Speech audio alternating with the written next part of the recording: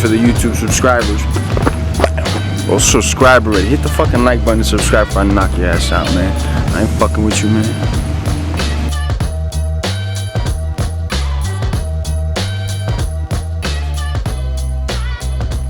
We are back. UFC, after a month off, is back with a fun main event. Not a deep card overall, but we do have a fun main event. We will talk about that in detail and also go over the main card. Long break for the holidays, right? Long break, about a month. I don't remember it being that long before. However, sometimes it is good to have a little break, refresh, focus on a few other sports. But now we're back in another profitable season and year in the UFC. We will continue to look to profit this year, 2022. Co-main event already dropped out. Michael Pierre, I think he's found a separate opponent, but I think to get pushed off the main card. So look for that. We may have some other, usually 1 or 2 fights drop off every card. So definitely not surprised. Card's a little watered down. We'll go over that here quickly. But next week, something to look forward to. We have a pay-per-view card already to start 2022. Early start this week, guys. Early start for this 4 p.m. Eastern. 4 p.m. Eastern, live in Vegas. Some fun fights coming up that I'm looking forward to. I'm looking forward next week. Couple big fights. Obviously, Gane versus Ngannou, all that drama that's going around now from the old gym and everything. I'm really looking forward to that fight. And just looking at the lines already, Gane's favored in that one. He is favored in that one, so that's something to look at. It could be a tough matchup for Ngannou. And then, of course, in that same card, we have the Moreno and Fig fight, part 3. I'm not totally excited for that fight, to be honest, but hey, it's a good fight. We'll see what happens. I suspect Moreno keeps his belt. And then the fight that was just announced a few days ago, guys. Jorge Masvidal versus Colby Covington. Can't wait for this one. This one needed to happen. They probably paid them well to make it happen. Definitely very excited for this fight. Can't wait to see what happens. No weekly updates in the UFC, so I will not go over that. However, we do have other sports that we cap. No one-hit wonder here, guys. We cap 5, 6 different sports at a high level. Let's look at the NFL. Great regular season in the NFL for me, guys. Clients, video viewers, over 33 units in profit. 7-0 in the future market. 7-0 in the future market. 13-3 free play outright underdogs. If you guys tune into my YouTube videos every week, you have 13-3 in the free play underdog outrights. Ended the year on a 67% 5-week run. I'm really happy about that.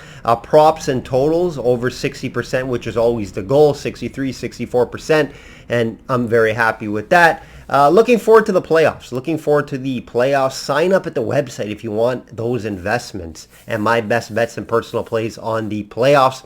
PGA, good start to the year with a profitable tournament in the prop market. A great year last year. Highest in the market in the outright winning percentage. Best bets were at 70%. And that's over 2 years, guys. That's a long-term investment over 2 years. Over 64 units in profit total in the prop market. Looking for another big year in the PGA. NBA, still running good. However, volume has been low due to COVID. 1 or 2 games a week.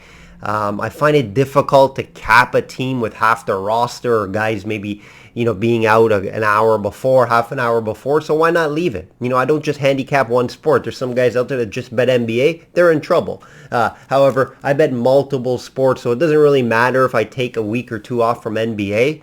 But still a good winning percentage, right? 66% winning percentage, limited volume currently. Same with NHL. We are on a 2-0 this week. NHL mini run, if you want to even call that a run. Same issue with NBA though, right? But it will be picking it up. It is profitable on the year, the NHL, but it's very low volume currently. Here is a message from my friend Meredith. Guys, Meredith Gorman here, and are you still not subscribed to Matt's channel? Well, if you're not, hit the subscribe button because he's giving out free picks each and every week. Hope you have a good rest of your day.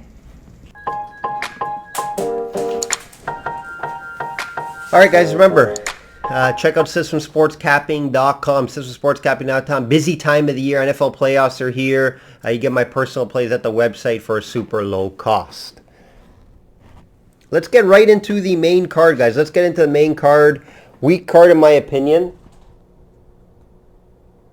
Like I mentioned. But we'll make up for it next week with the pay-per-view. And then we have a fun main event, which I'm going to go over here. And it is Kattar, plus 200 versus Giga Chikadze.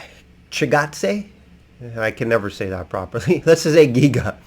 Minus 240. Minus 240. You know, I do agree with the line here. Some people are high on Giga. I do think this matchup strictly and stylistically is tough for Kattar. This is a fight that should play out on the feet. The fight should play out on the feet. Neither guy looks for the takedown. Look at the takedown average. 0.37 takedown advantage. Accuracy when attempting is terrible as well when these guys take it. So, you know, I think Giga's issue would be a guy that can wrestle, a guy that can, you know, take you down. But I don't see that issue here with Kattar, right? He doesn't attempt. He attempts a few in like 4 years. There was like a couple that he attempted in 4 years. He's a boxer. He wants to stand and bang. You know, we all thought Kattar was one of the best boxers in the division or UFC. However, Max proved that wrong and embarrassed him for 5 rounds on the feet, even though Kattar did show his toughness.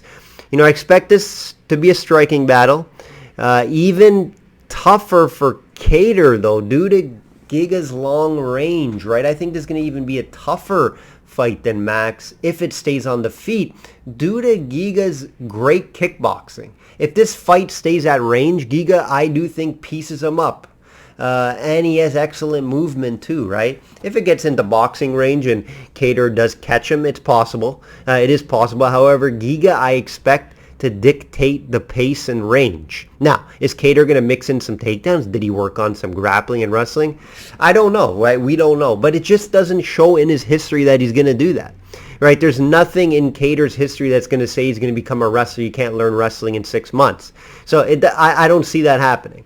Definitely don't see that happening. I expect Kattar to have trouble getting in close and into boxing range because everything I just mentioned. You know, we saw when Kattar steps up in competition, he loses. Is that beat Holloway? His biggest win over Ige, but he has the exact same issue here as Kattar, right? He's not a top guy. Ige's not a top guy. It's just when he steps up in competition, Kattar, it seems like he's not able to do that. Now, is Giga that top tier guy? We're going to find out. Is he that top tier guy with Zabit and Holloway? We definitely will find out. I just think Ige, Kattar, same type of guy. Top 10 guys, but not able to make that big step up in their career. Can Giga pass the first big test against... He did pass the first big test against Barbosa. We did see that. And he did it with flying colors. He stopped Barbosa. He stopped Cub Swanson. Yes, Cub Swanson older. He's towards the end of his career, but he's been looking as good as ever besides that one fight. And Giga caught him with a great strike to the liver. Great kick. Giga is one of the best kickboxers in the world, guys. You got to keep this in mind. So if he's able to keep this at distance and keep this on the feet, Giga's going to win this fight. He's going to win this fight. Now, this price. Let's talk about the price here, minus 240. Difficult to bet straight up, right? I don't lay prices like this. You know, there are some guys out there that you'll see, they may have a high record. However, their records, because they're capping minus 300, minus 400, and they keep that as a record. I don't give out my guys anything higher than minus 150 straight up. Have I in the past? Maybe I have, but it's rare. I have to really love it to make a minus 170 straight up bet. Anyone could bet minus 300, minus 400 straight up and have a great record. I can do that all day and hit, 75, 80%. But we're not here to do that. We're here to make money long term, guys. And betting minus 300, minus 400 long term is not smart. Not smart when you're risking $400 to win 100, or you're risking $4,000 to win 1,000, depending on how you bet. So you got to look at it from that. Then what I do is in UFC, I always look at an outcome. How are they going to win by outcome? And it's tough. It's tough to call. Just because Kattar has shown how tough he is and he's never been finished. You got to keep that in mind, guys. Can he take the punishment for 5 rounds, Kattar? He showed he could against Holloway. So why can't he against Giga? So that's tough. It's going to be tough to call an outcome here. I lean Giga a late stoppage, but that's a lean here. So it's going to have to be Giga in a 2-fight parlay for me. If it does make my card and it does make my client card, find out, subscribe, and you will get my best bets for this card. But yeah, I do think Giga is going to win this fight unless he gets caught somehow. Kattar does throw a bit more volume, but can he do it for 5 rounds? Now, we haven't seen Giga in a 5-round fight. We haven't seen him really get far into a fight. So that's something to keep in mind. But I don't really have any issues with his cardio. Just from what I've seen from him, I don't see any issues. So I'm not worried about that. I do think Giga passes the test as a big step up for him, and he's going to be in the title conversation if he wins this fight. So keep that in mind. I do like the over in rounds too. Take a look at that and get over 2.5 rounds. That's worth a look here. But yeah, Giga should get it done in his... I guess it would be... I wouldn't really say it's a bigger step up than Barbosa. I think Barbosa, Kattar, same level. I think he gets a big win here and he moves into the title conversation. Next fight here, co-main, Chikadze -180 versus Maia +155. Didn't see this fight being rebooked. Remember, these guys fought before. Chikadze won the first one by unanimous decision due to volume and striking. And there's not much to look at this fight, guys. It's very simple. Can Maia grapple and get it to the ground? That's her path to victory. It's not too much. You don't have to. It's not a brain surgeon to figure out this type of fight. We know Chikadze. She stands, she bangs, she has high volume, no power, but she'll outpoint you, and that's what she does to win fights. And she's good at doing it because of her reach. Tall girl, big reach, and that's how she wins fights. Is Maia going to be smart and try to grapple? Now, you know, Maia's not no grappling queen, or she's not an amazing wrestler, and Chikadze has been working on her takedown defense and overall wrestling. However, what did we see when Maia fought Valentina? She was able to get her to the ground because she's very strong. Maia is very strong, guys. You can see it. She's built strong. She's thick. I do think she wins this. If she does want to win this fight, it has to be through grappling, make it ugly, and get it to the ground. Is she going to be able to do that? Is it worth taking a shot at +155? I would say there is some dog value here at +155. You know, I couldn't lay Chikadze in -180 straight up. If you like Chikadze, you have to go on the decision side of the fight and get her at a decision, but you're still paying a price on decision. That's how much the books are thinking this fight is not going to go... it's not going to be stopped, and it's not going to be. It's going to go to the judges. So you can also get a fight to go the distance. You can put it in a 2-fight parlay. It's like -350, which you cannot bet straight up, but you can put it in a 2-fight parlay. You know, it's very hard to see a stoppage in this fight unless I see Maia getting it on the ground. But can it get to the ground? I don't think so. I don't know. I haven't seen enough from Maia working it to the ground. You can see the numbers here. She doesn't have a ton of takedowns. So it is tough to see, you know, this fight just playing on the ground for 3 rounds. Chikadze is really good on keeping it on the feet and keeping the fight in her range and distance. If this is a 3-round striking battle, Chikadze wins. That's her bread and butter. That's what she does. If Maia can get it to the ground, then we're in a whole new ballgame, and Maia could sneak out a victory here. So there is some value with the +155. Is it making my card and my client card? No, just due to the uncertainty if this fight can get to the ground. Next fight here, Brandon Royval is back -170 versus Bontorain +145. Fun one. This should be a fun one. High pace, tons of volume. Royval had an impressive start to the UFC with a solid win versus Tim Elliott. Then the Kai Kara France win was impressive as well. It's looking even more impressive right now for what Kai is doing right now, right?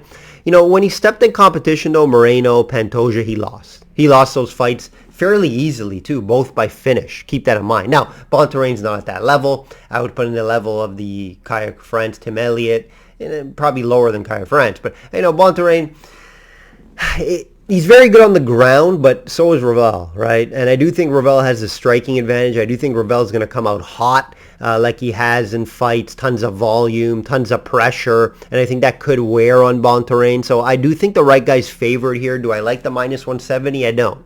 I don't like the -170. You know, I don't see this fight going all 3 rounds. The reason for that, one, the line tells you that, minus 175, under 2.5 rounds, and just the pace this fight goes. So if you want to look at anything, you may want to look at Royval to finish this fight. However, it's not guaranteed. You know, Baltimorean does fight to decisions. And he does have a shot at this price to win this fight. You know, it's not let's all go in on Royval. Is Royval making my client card? No. But I do think Royval finds a way to get this done. He did lose 2 in a row against 2 of the best in this division. So I do think he bounces back here with a win. I just can't bet this fight straight up at minus 170. It's not a good investment.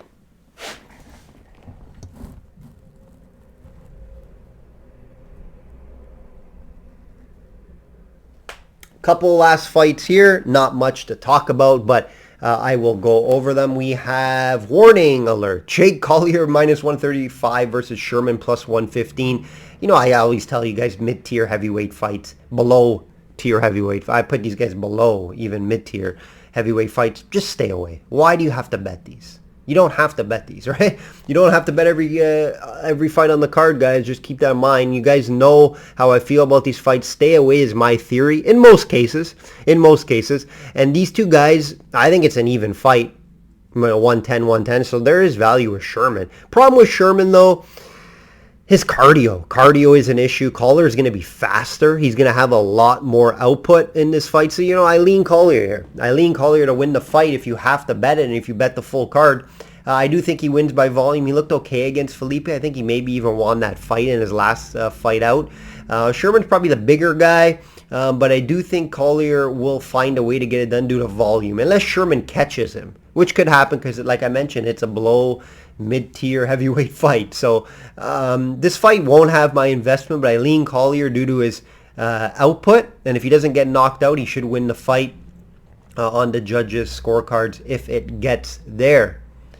Last fight here I'll go over, guys. LGO is back in the ring, plus 110 versus Burrito, minus 130. Burrito makes his debut. And he's the favorite in his debut. It's saying a lot about the guy against LGO, who's been in the cage with some good fighters, even though he is 1-2 in the UFC. His one win was against Spike Carla, who's not even in the UFC anymore. Keep that in mind. All fights have been fought to decision for Algio. No power with Algio. He doesn't stop fights, but he can take punishment, and he's fairly well-rounded besides his strength. His strength is really terrible. His takedown defense is not good. He is weak. Ramos in his last fight just took him down consistently throughout the fight, and that's what I think Burrito's game plan should be here. I do think Burrito's fairly well-rounded. He does have power in his hands. He does have some heavy hands. I don't know if he can knock out LGO, however. But he does seem fairly well-rounded. I watched some tape. Obviously, he was on the Dana White Contender Series, so I did watch that fight as well. I like the tape that I saw on the guy. I do think he could be a player in this division eventually. So I will lean Burrito here at a short price.